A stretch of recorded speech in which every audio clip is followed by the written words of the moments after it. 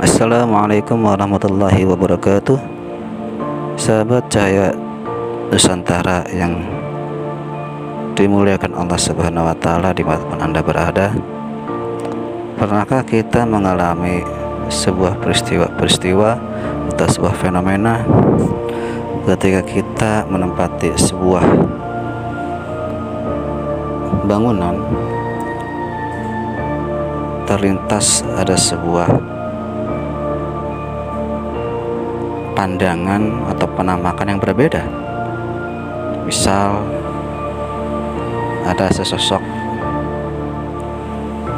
orang bersurban, atau ada sesosok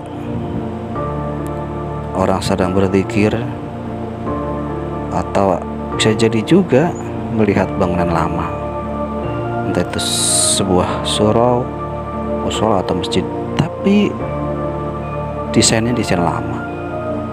Atau bisa juga melihat sebuah makam, cuma nisannya berbeda dari yang sekarang.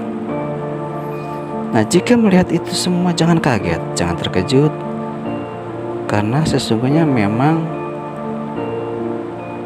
usia bumi itu sudah sangat tua.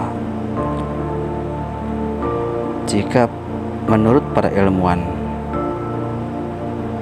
bumi, para ilmuwan sains, usia bumi diperkirakan 4 miliar tahun.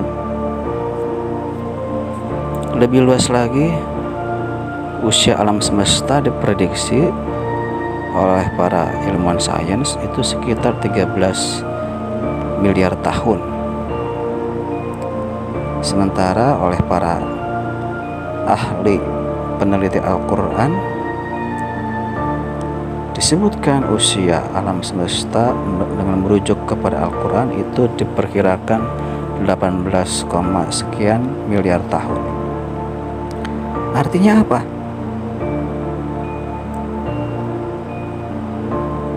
Sudah berapa generasi manusia yang tinggal di muka bumi, yang tinggal di dunia?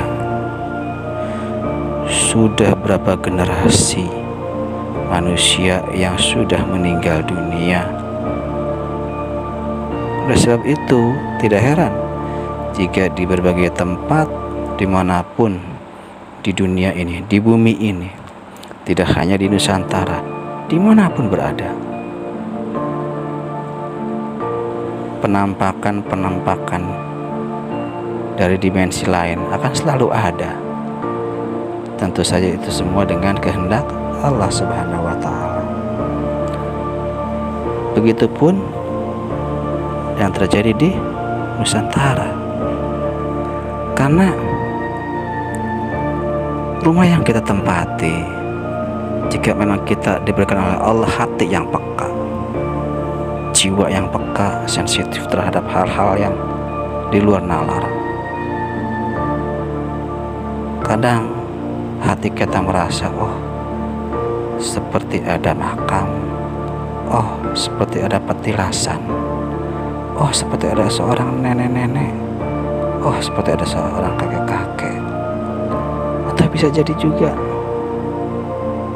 ada sebuah bangunan, entah itu istana, entah itu masjid, entah itu musola, entah itu lembaga pendidikan seperti pesantren misalnya. Atau bisa jadi juga cagar budaya, situs, dan lain sebagainya. Tidak hanya di rumah, bisa jadi di kantor tempat kita bekerja, bisa jadi di sekolah, bisa jadi di tempat keramaian seperti pasar, mall, dan lain sebagainya. Hal-hal itu sering terjadi dalam kehidupan umat manusia. Tapi jika itu yang terjadi, jangan dulu takut, jangan dulu khawatir, gelisah, apalagi resah. Di sisi lain, Allah itu ingin menunjukkan bahwa kita ini lemah, tidak punya kuasa apa-apa. Kenapa? Dengan melihat seperti itu saja kita sudah takut. Oleh sebab itu, dalam perspektif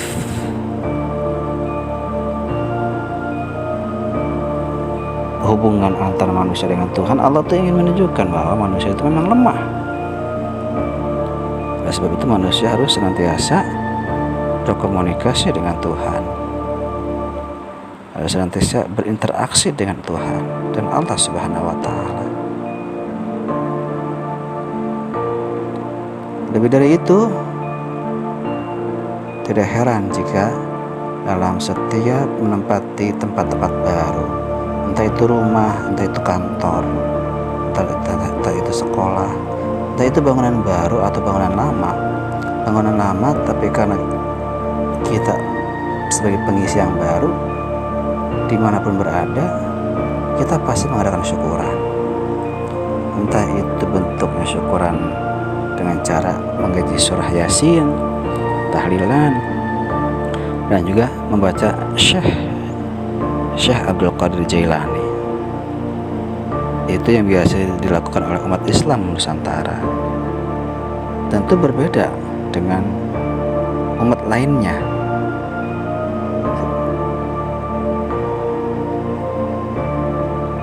Umat lainnya tentu saja dengan kepercayaannya masing-masing.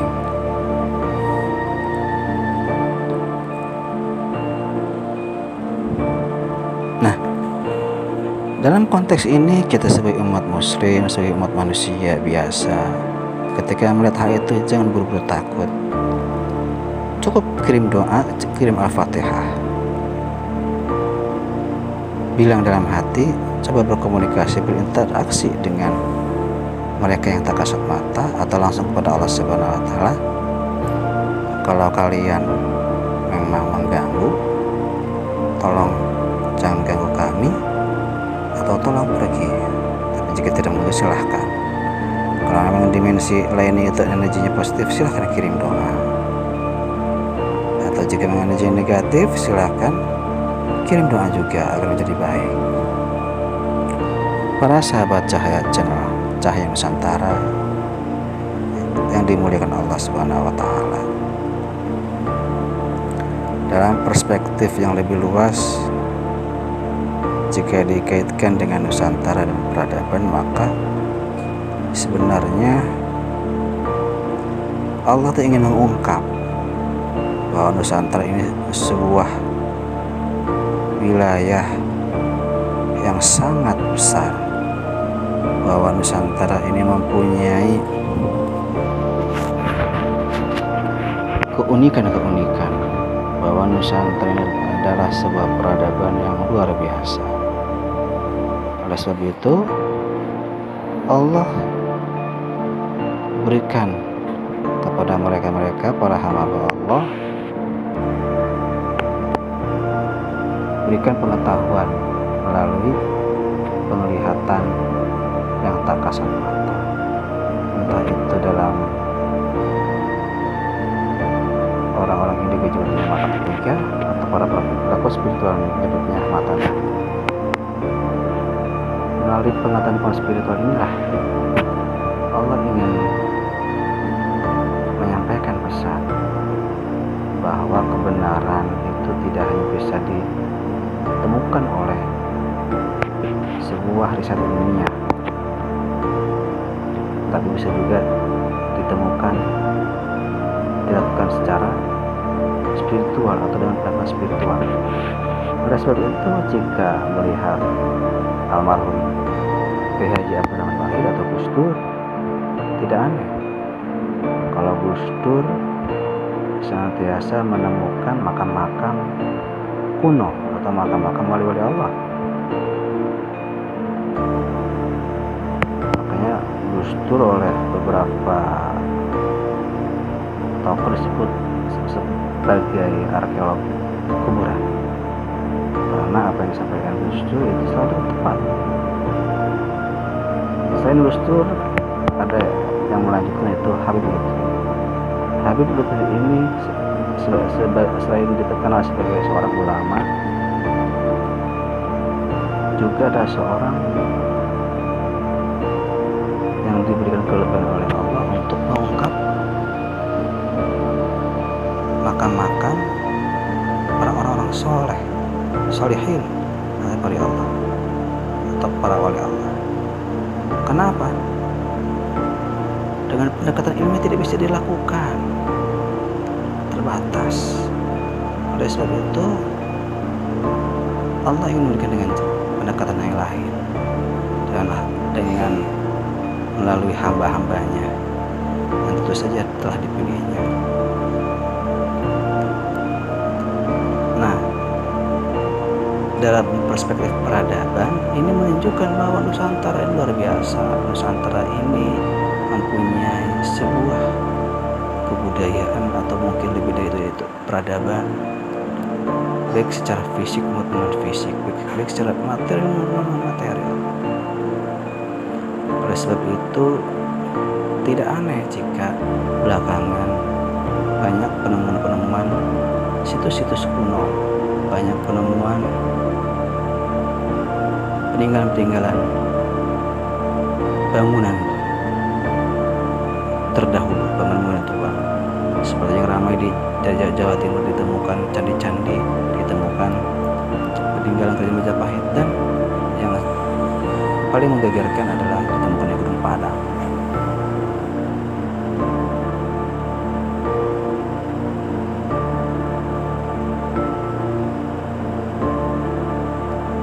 Dari hal ini seharusnya kita sebagai umat muslim, sebagai warga Nusantara harus bersyukur dan berbahagia, karena memang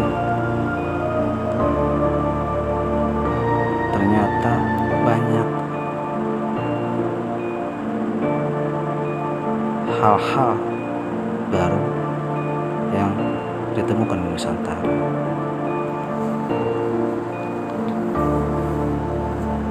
Dan tidak salah jika kemudian Nusantara menjadi mercusuar dunia. Hanya tinggal menunggu waktu dan momentum yang tepat saja. Oleh sebab itu, jika kita menemukan hal-hal yang demikian, menemukan fenomena-fenomena yang demikian, janganlah kita cukup kirim doa, karena apa? Suatu waktu, suatu saat, apa yang terlihat secara tak kasat mata akan Allah berikan, akan Allah tunjukkan. Yang tak kasat mata menjadi nyata. Terima kasih. Wassalamualaikum warahmatullahi wabarakatuh.